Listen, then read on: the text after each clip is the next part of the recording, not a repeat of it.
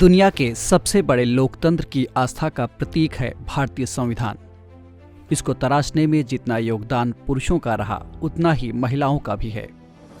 इन्हीं महिलाओं में से एक थीं राजकुमारी अमृत कौर, जिन्होंने राजघराने के ऐशो आराम की जिंदगी छोड़कर भारत के आम आदमी के पक्ष में लड़ने का फैसला लिया था।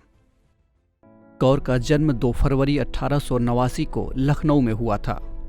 पिता राजा हरनाम सिंह पंजाब के कपूरथला राज्य के राजसी परिवार से थे। इन्होंने अपनी स्कूली पढ़ाई इंग्लैंड के डॉर्सेट में स्थित शेरबॉर्न स्कूल फॉर गर्ल्स से पूरी की थी। अपने स्कूल में वे एक बेहतरीन खिलाड़ी थीं।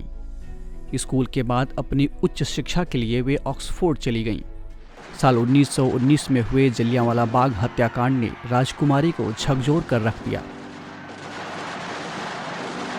इसके बाद उन्होंने स्वाधीनता संग्राम से जोड़ने का फैसला लिया। साल 1927 में मार्गरेट कजिन्स के साथ मिलकर इन्होंने अखिल भारतीय महिला सम्मेलन की शुरुआत की और बाद में इसकी अध्यक्षा भी बनी। महात्मा गांधी के विचारों से प्रभावित होकर राजकुमारी अमृत कौर राष्ट्रीय आंदोलन से जुड़ गईं। इन्होंने करीब 17 सालों तक महात्मा गांधी की सेक्रेटरी के तौर पर काम किया। इस दौरान वे गांधी आश्रम में ही रहा करती थीं। दांडी मार्च और भारत छोड़ो आंदोलन में भाग लेने की वजह से उन्हें जेल भी जाना पड़ा। स्वाधीनता आंदोलन के साथ साथ 1930 के दशक से ही राजकुमारी अमृत कौर बाल विवाह, देवदासी प्रथा और समानता जैसे मुद्दों पर महिलाओं के अधिकारों की पुरजोर वकालत किया करती थीं। उनके इन्हीं प्रयासों के चलते अरुणा आसफ अली ने उन्हें पायनियर कहा था। वे संविधान सभा की सलाहकार समिति व मौलिक अधिकारों की उप समिति की सदस्य थीं। सभा में वो सेंट्रल प्रोविंस और बेरार की प्रतिनिधि के तौर पर शामिल हुई थीं। आज़ादी के बाद उन्होंने यूनाइटेड प्रोविंस के मंडी से कांग्रेस पार्टी के टिकट पर चुनाव लड़कर जीत हासिल किया। मौजूदा वक्त में ये सीट हिमाचल प्रदेश में पड़ती है। चुनाव जीतने के बाद वे आज़ाद भारत की पहली कैबिनेट में स्वास्थ्य मंत्री बनी। स्वास्थ्य मंत्री रहते हुए उन्होंने कई संस्थाओं की स्थापना में महत्वपूर्ण भूमिका निभाई।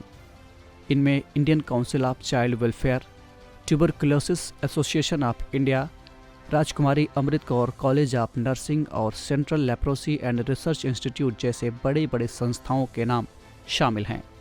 इसके अलावा एक सबसे महत्वपूर्ण संस्थान जिसकी स्थापना में राजकुमारी अमृत कौर ने एड़ी चोटी का जोर लगा दिया, वो था all India institute of medical sciences यानी एम्स।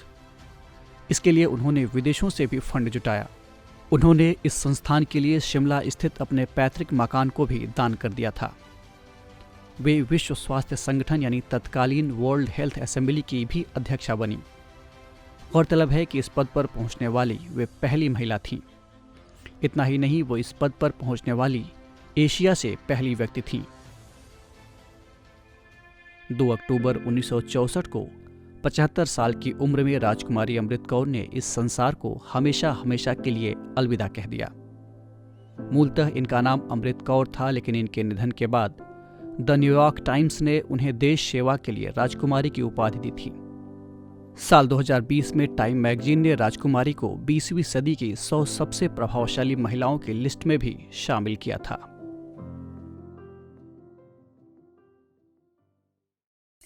यूपीपीसीएस क्रैक करने का जबरदस्त टूल ध्येय आईएएस का कॉम्प्रिहेंसिव एक्सप्रेस टेस्ट सिर्फ 100 रुपए में, और साथ ही पाएं सब्जेक्ट वाइज आकलन, काउंसलिंग सेशन और एकेडमिक सपोर्ट। अपेयर करने के लिए नीचे डिस्क्रिप्शन बॉक्स में दिए गए लिंक पर क्लिक करें या ध्येय आईएएस ऑनलाइन ऐप को डाउनलोड करें।